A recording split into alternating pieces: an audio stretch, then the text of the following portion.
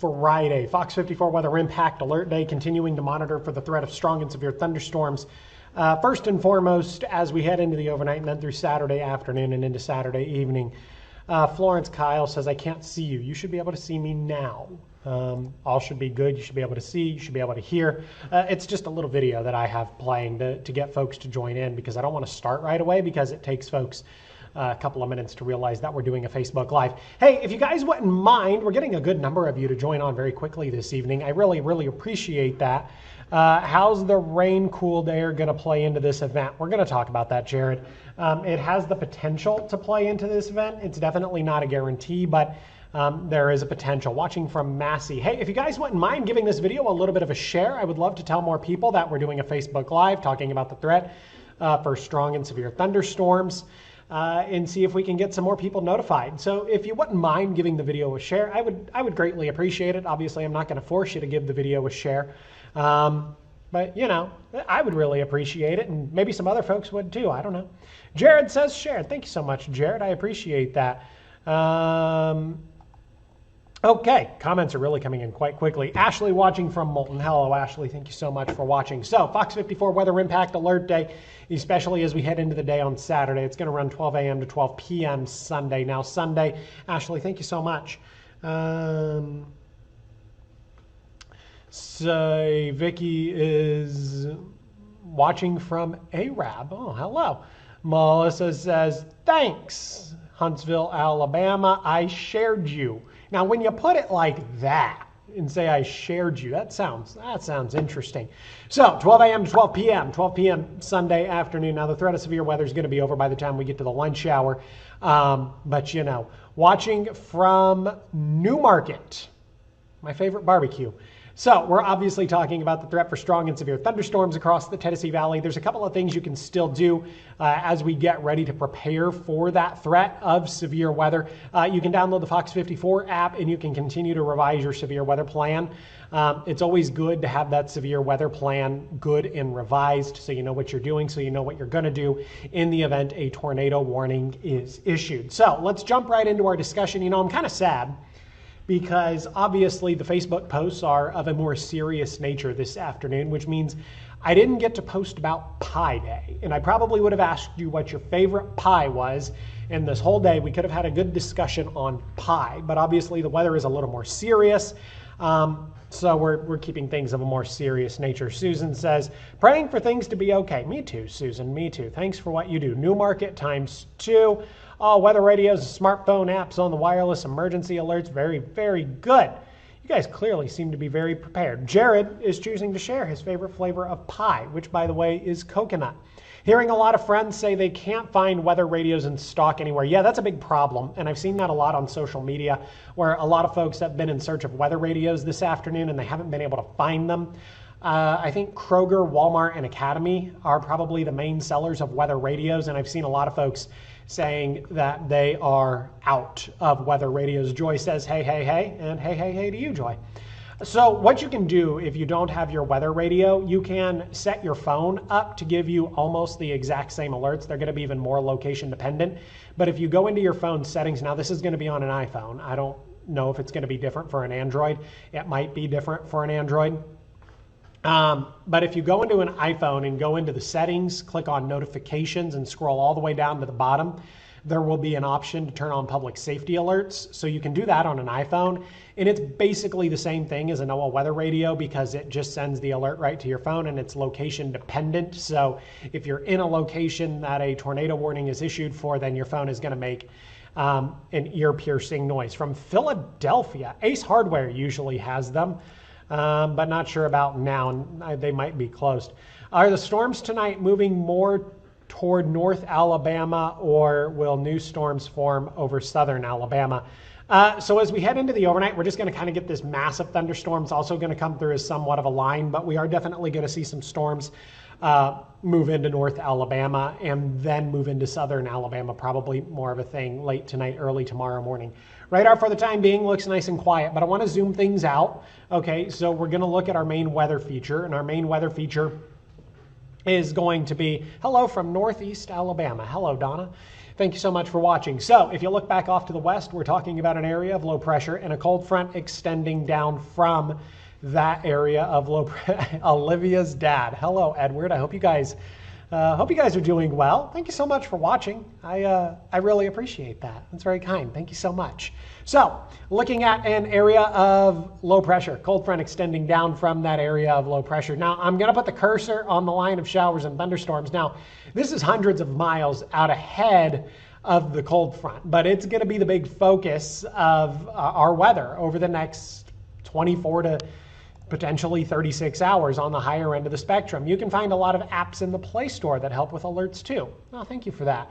So, robust line of showers and thunderstorms here, kind of moving through Missouri, moving through Arkansas. A lot of severe thunderstorm warnings, a number of different tornado warnings thrown into the mix here. And then we have a very big tornado watch. Now, this tornado watch does border all the way up to the Alabama-Mississippi state line.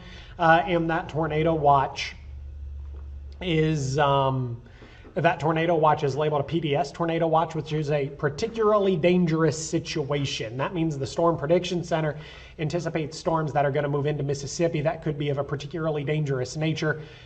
You're talking about a greater risk for EF2 tornadoes when you're talking about a tornado watch of that magnitude. So that's what we're looking at as far as the tornado watch is concerned. Now, I did see that the National Weather Service is not yet coordinating on a tornado watch, not really expecting storms to move into our neck of the woods until we get to the extreme earliest hours of Saturday morning. Bonnie says hello from Boaz. Well, thank you so much for watching all the way out in Boaz. Y'all, if you have any questions, comments, or concerns, please put those down in the comment section. The comments are coming in kind of quickly. I will do my best to answer all of the questions in the order in which they are received. But if by chance I miss it, I promise I will go back after the Facebook Live and I will get to them. You are my favorite weather source. You have been here a long time, Joy. Joy in Newmarket is very dedicated, as is Teresa in Hazel Green. So let's dive into the forecast, shall we? Moderate risk for severe weather across a good chunk of North Alabama, southern Middle Tennessee. So then once you get to Northwest Alabama, up into different portions of southern Middle Tennessee, far southern Middle Tennessee, and then Northwest Alabama, we're talking about an enhanced risk for severe weather. But then you get to this pink area in southern Coleman County. So that is a high risk for severe weather. So a lot of times what a lot of folks like to do, they like to label these on a 1 to 5 scale, 1 out of 5, 2 out of 5, 3 out of 5, so on and so forth. So the enhanced risk would be a 3 out of 5, the moderate risk would be a 4 out of 5, and then the high risk would be a 5 out of 5. So that's what we're talking about. High risks aren't issued often anywhere by the Storm Prediction Center. You have to be talking about a high level of confidence for a high risk to be issued. And so that's what we're talking about, southern Coleman County. The vast majority of the Tennessee Valley, of course, talking about the moderate risk for severe weather, with a small portion of folks talking about the enhanced risk. I know we're still, I was trying to read a question. I know we're still wanting to see the cap, if the cap is going to hold in Mississippi, but what are you thinking based on what you're seeing? So I don't know what it's going to do across the state of Mississippi. I'm not entirely sure, but I do know we have a pretty decent cap in place right now. And as of, for the time being, it does look like the cap is going to hold, at least across North Alabama, as we head into the overnight. So the cap's probably going to end up breaking through the middle and later part of the morning, but at least in the immediate, it looks like the cap is going to hold. Jared, I think you would be correct. The last time we had a high risk issued for the Tennessee Valley was back in 2021. We had a high risk issued in back-to-back weeks, as a matter of fact.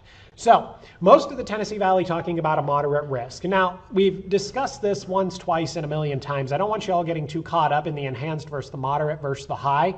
Okay, like I don't want somebody in Pulaski to say, okay, well, I'm not in the moderate or I'm not in the high, so that must mean I'm going to be fine, right? No, not necessarily, okay? These risk levels from the Storm Prediction Center, it's not to tell you whether or not you're going to have severe weather. We're talking about coverage area of severe weather. So when you get to the higher risk levels, we're just talking about more widespread, the better chance for more widespread severe weather coverage. That's what we're looking at when we get into the moderate and the high risk for severe weather. But understand, whether you're under the enhanced risk, whether you're under the moderate risk, or whether you're under the high risk down there in southern Coleman County, understand that there is a threat of severe weather, potentially significant severe weather across all of North Alabama, southern Middle Tennessee. Let's talk about this high risk for just a second. Hopefully I'm going to answer a couple of questions, and if I don't answer them here, I'm probably going to answer them in yet another slide.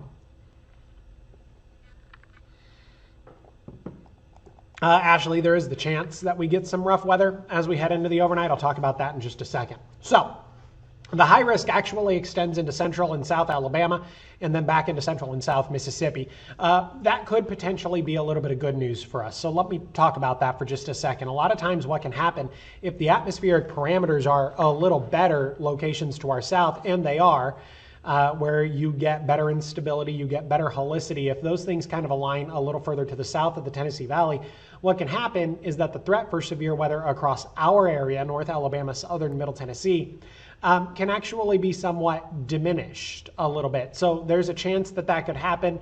There's also a chance that we could get some rain cooled air to develop across the Tennessee Valley. These are just a couple of different things that we're going to have to pay attention to and watch out for. But understand that there is a greater threat of severe weather, of widespread severe weather across central Alabama and then across central and south Mississippi.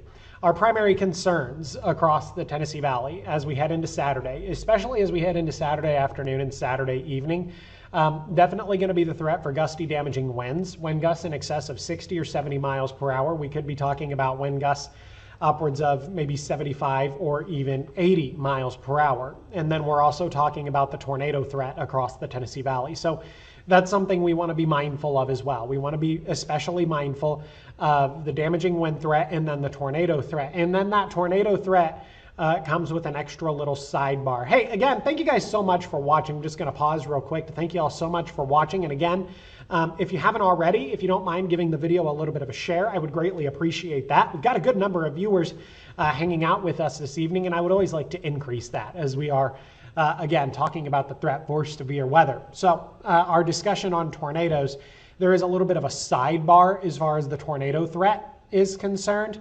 If the atmospheric dynamics line up properly, where the amount of instability and the amount of helicity line up so perfectly, there is the chance that we could get some dangerous tornadoes thrown into the mix. And a dangerous tornado actually does have a technical definition. Thanks so much, Josh, for posting the list of storm shelters in Jackson County. Now, Josh, when are all those going to open? Are they going to open when a tornado watch is issued, or are you guys going to go ahead and open those a little earlier tonight? I guess would be my question.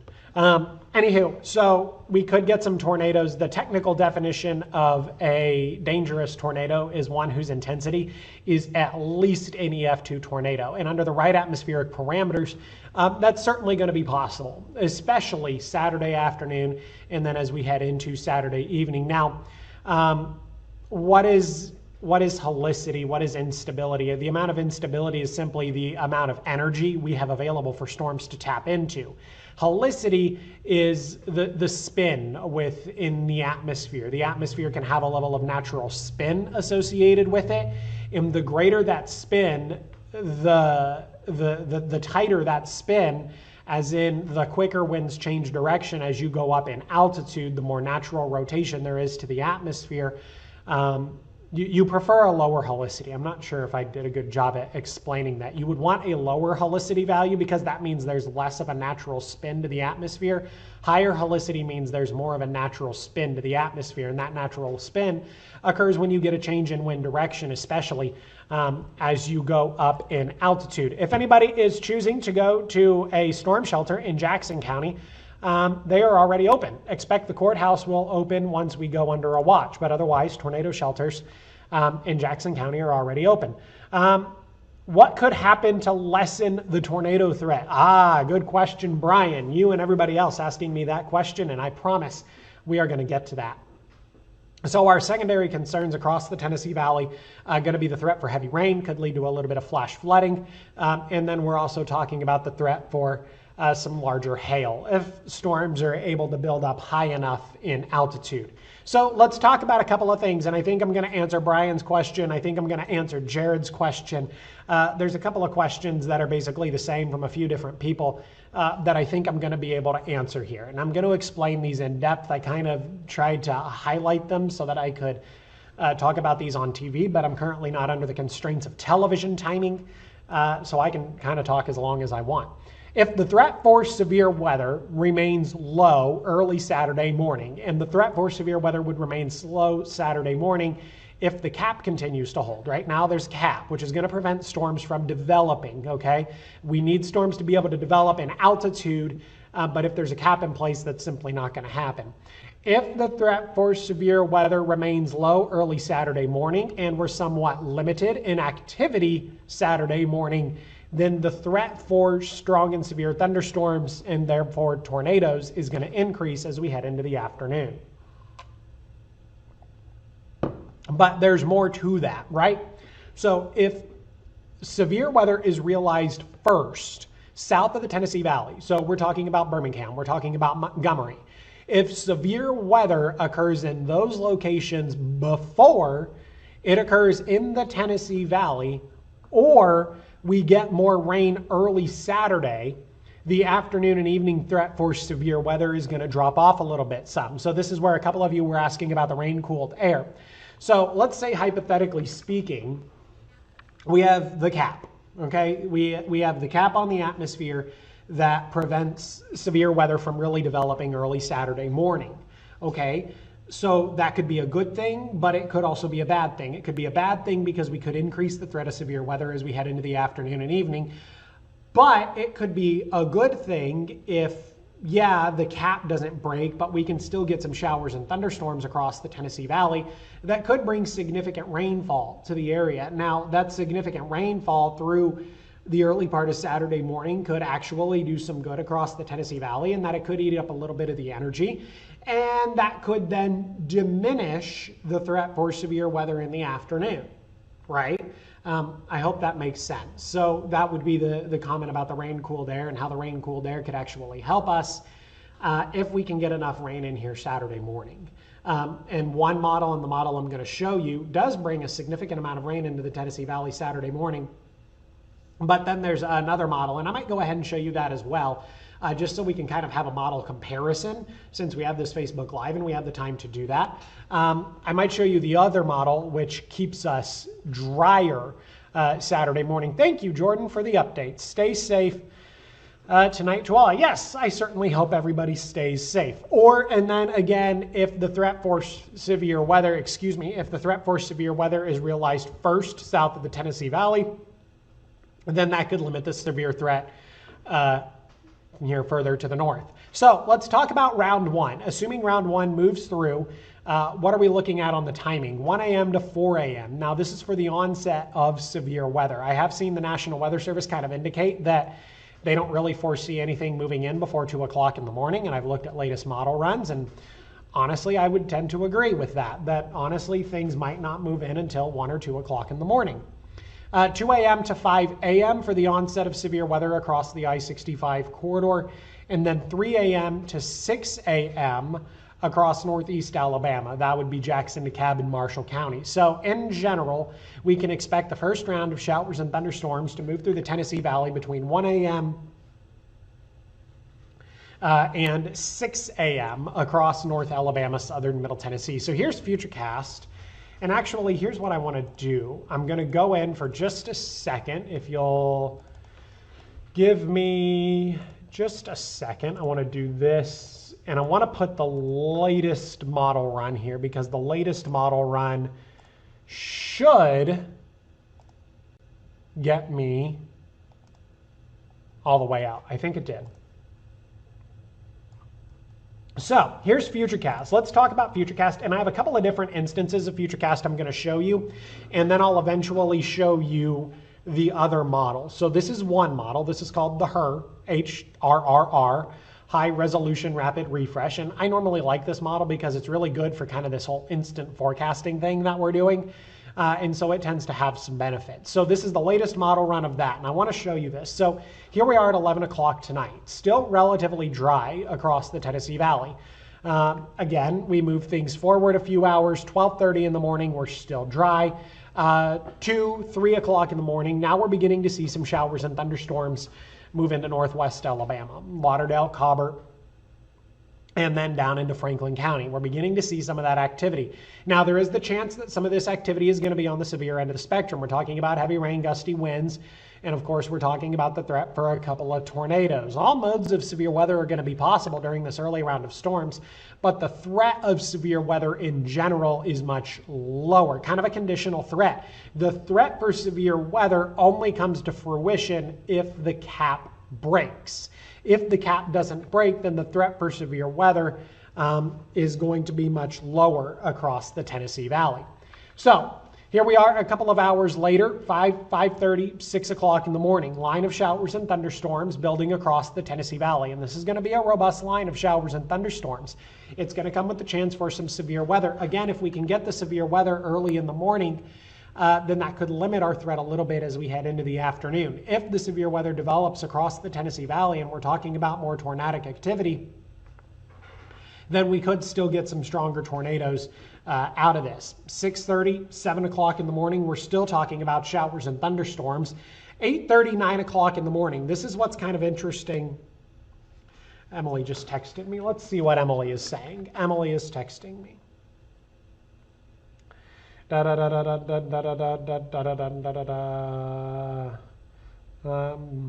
Okay.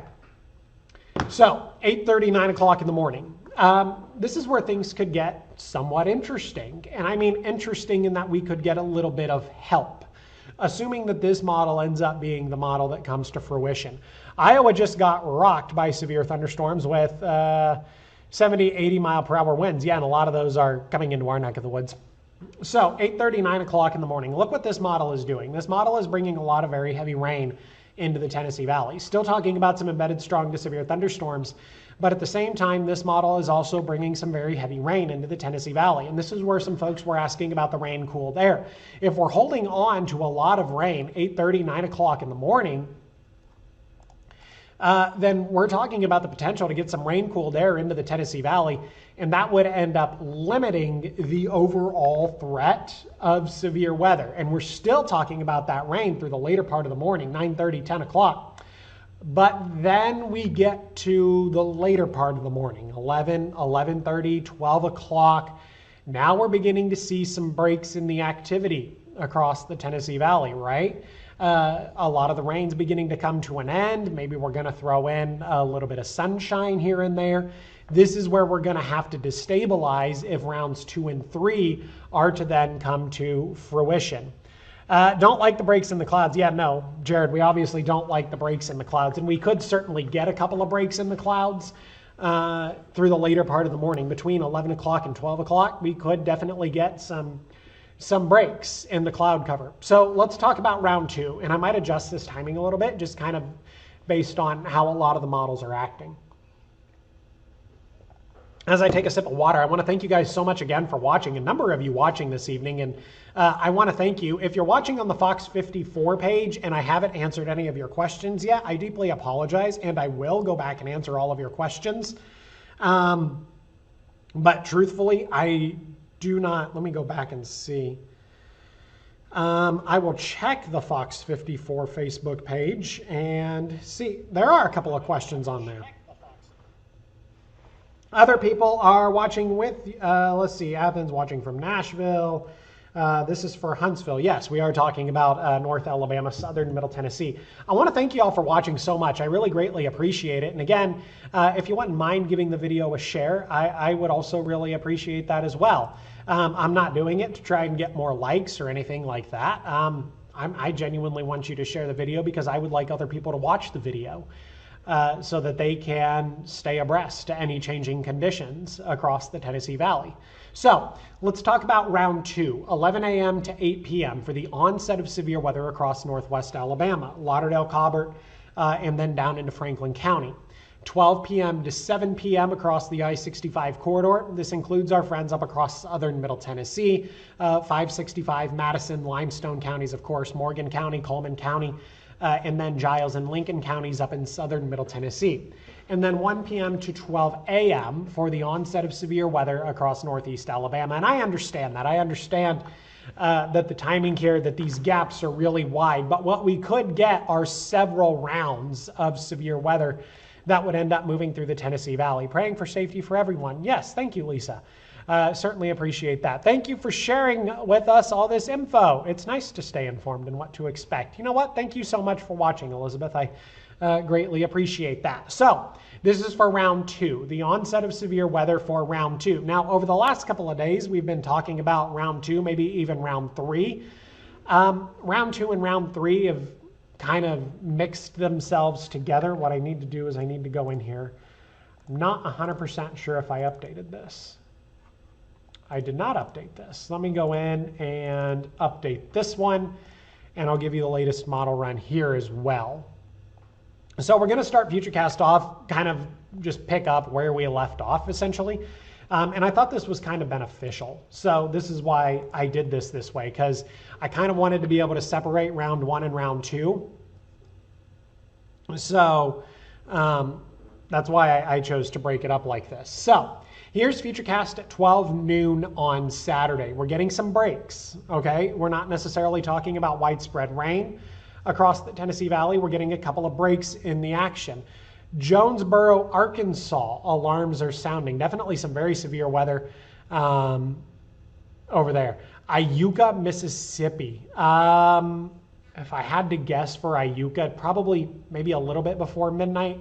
I'm honestly trying to remember where exactly Iuka is. You're not talking about Iuka, Mississippi. You're talking about Iuka, Alabama, aren't you? I'm so sorry.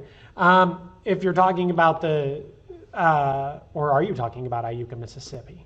I'm kind of confused. So 12 o'clock, noon. So we're looking at some breaks in the cloud cover, which could not be good. 7 tornado warnings, dang.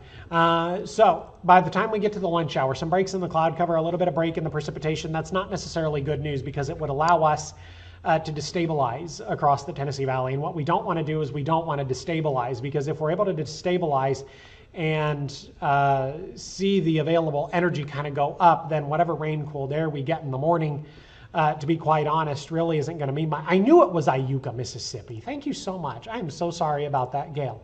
Definitely before midnight, I would say, as far as Iuka, Mississippi is concerned. Jared says a powder cake. I mean, yeah, that's a really good way of putting it. If we're able to destabilize, if we're able to get some breaks in the cloud cover, and the way I'm saying that, it almost sounds like it's a good thing. It's not a good thing, but if we get the breaks in the cloud cover, then that would allow us to destabilize, and that means we're looking at a very interesting Saturday afternoon. So what we don't want to do is we don't want to destabilize. We would like to maintain the cloud cover. We would like to maintain a little bit of rain as we head into the afternoon. What does PSD mean? I'm assuming you mean PDS instead of PSD. That would be particularly dangerous situation. Those are tacked on to tornado watches usually. And it just means that the tornadoes are going to be on the more dangerous end of the spectrum. Iuka is just past the shoals, right across the Mississippi line. Probably between midnight and 2 a.m. then. I haven't been over there in quite some time. So let's continue to run through Futurecast. And I'm not going to be able to run through Futurecast because this is an older model. So hold that thought. Let me go back and run. Let me go back and run this one. So I was showing you an older model, but this one almost does just as good. And I'll be able to show you guys the newest model tonight on Fox 54 News. It's supposed to air at 10 o'clock. So here we are, 11:30, 12 o'clock in the afternoon. Showers and thunderstorms beginning to redevelop across the Tennessee Valley and continue to move into the area. 4 o'clock in the afternoon, we're talking about widespread showers and thunderstorms. Now, within this widespread shower and thunderstorm activity, we're talking about embedded supercells. And if we're able to destabilize, the chance for embedded supercells is going to elevate itself by a large factor, right? If we're able to destabilize, then we have more energy to work with. The energy is going to be able to combine with the helicity, and there's going to be a chance for some significant severe weather. And that chance for significant severe weather is going to go up. Don't watch the Weather Channel, watch local. Thank you so much, Jared. I really appreciate that. And you know, when we're talking about severe weather events, while I would obviously prefer you guys to watch me, I just want you to watch somebody that's local. You know, I think there become certain times when I have to think about the fact that, you know, it becomes really important just to watch somebody that's local. Now, oh, Abby's in Iowa. So I just want you to watch somebody. Now, I would prefer it if you'd watch me, obviously. I would greatly prefer it if you'd watch me. But watching local weather is definitely going to be important. And Abby says she's not in Tennessee. Abby, if I remember rightly, you've been following along for a while now, and I forgot you were in Iowa. So, 4 o'clock in the afternoon, widespread shower and thunderstorm activity. The best one, thanks so much, Sharp Vision Fences and Construction. I greatly appreciate that. I have the endorsement of Sharp Vision Fences and Construction. So, 4 o'clock in the afternoon, widespread shower and thunderstorm activity across the Tennessee Valley. If we're able to destabilize between the hours of, say, 10 p.m. and noon, or 10 a.m. and noon on Saturday, then we're going to have a lot of embedded supercells within this, and the chance for the dangerous long track tornadoes is going to go up exponentially. That's assuming we are able to destabilize properly. Then we get to the middle and later part of the evening, and here's what happens. This squall-like feature is going to move through the Tennessee Valley. This squall line-like feature is going to end up moving into North Alabama, southern Middle Tennessee. And you can kind of see it here. I'm kind of going over it with the cursor. So it kind of looks like a squall line embedded within all of the widespread shower and thunderstorm activity. So what we end up getting here is this squall line-like feature that within just this line, we're going to come with the threat of some embedded supercells, which could bring some dangerous long track tornadoes. And so that's something we're going to want to pay attention to, and something we're going to continue to watch, this potential for this squall line-like feature. Hope your new pup doesn't get thunder anxiety. Ours runs into the bathroom. You know, Michael, I think he has done actually so far so good. He'll be home with my wife. What do you think the chances are that Alabama gets a PDS tomorrow? I think, Brandon, that the chance is certainly there. I'm not the one that makes those decisions, so I don't get to say, but I think the chance is definitely there, especially since they've gone ahead and issued the PDS Tornado Watch for Mississippi. But whether the PDS Tornado Watch is issued or not, I think we all just kind of need to understand that there is a threat for significant severe weather across the Tennessee Valley. I don't want an issuance or a lack of issuance of a PDS Tornado Watch to be your justification for taking action and being prepared. No matter what, I want you to take action and be prepared. Whether the Tornado Watch, if one is issued, and one probably will be, I want you to understand that there is a threat for significant severe weather.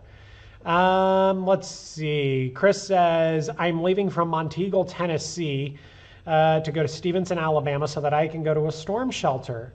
Whereas in Monteagle, there's just a church basement. You know, if you have the ability to head to an actual storm shelter, then that's great. Mary says, why is Huntsville white, light gray color?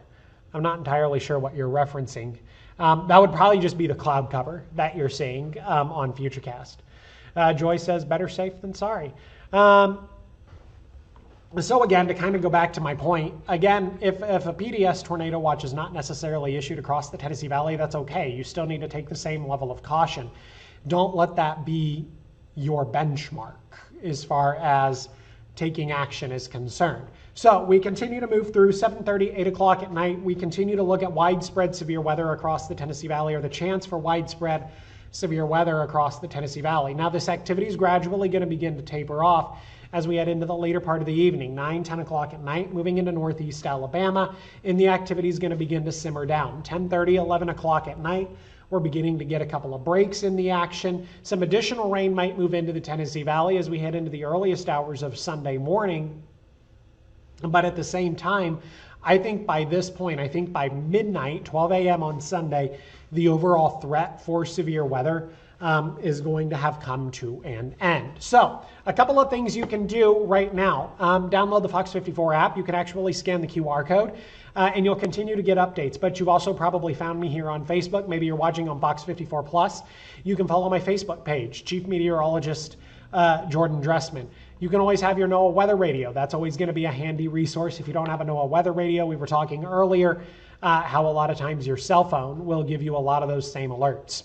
And then, of course, if needed, myself and meteorologist Emily Owen will, of course, be on television. So that's where I think, let's see, will FM radio broadcast live weather info in the event of power outages? I don't know the answer to that question. I don't believe my coverage will be broadcast, but in the event you lose power, but you still have cell phone service, Jared, here's the thing. There's going to be a number of different places where you can still watch our coverage. So assuming you still have cell phone service, you would be able to watch my coverage on the app, on the Fox 54 app. You would be able to watch our coverage on the Fox 54 Facebook page. It'll be a Facebook Live, and so you'll be able to watch it there. You'll be able to watch it on YouTube. It's going to be streamed on YouTube. So it's going to be streamed in a number of different places, and you'll be able to watch it on Fox 54 Plus as well. That's not necessarily the most mobile friendly. The Fox 54 app definitely going to be the most mobile friendly option there. So if by chance you lose power, there are a number of different places where you can watch. You can watch on Facebook, you can watch on YouTube, you can watch on the Fox 54 app, and that's assuming you still have cell phone service. So if you have cell phone service, there's still a number of places where you're going to be able to watch. Diane says, I'm in Hartselle, worry about 3 grandbabies where there is bad weather. Thank you so much for updates. You're more than welcome. Michael says, best bet is that the dew points don't get to the upper 60s. Yeah, definitely help, Michael. If we could keep the dew points on the lower end of the spectrum, that would certainly be of a big help. Okay, so it is about 20 till 9. I think I am going to step away for a little bit. I'm going to take a little bit of a break. I might do another one of these Facebook Lives a little bit later this evening. But I might not. I'm not 100% sure yet. Need to overlook the models and see what's going to come in as we head into the overnight. Thank you guys so much for watching. I really appreciate it, and continue to stay safe and have multiple ways to receive your severe weather alert.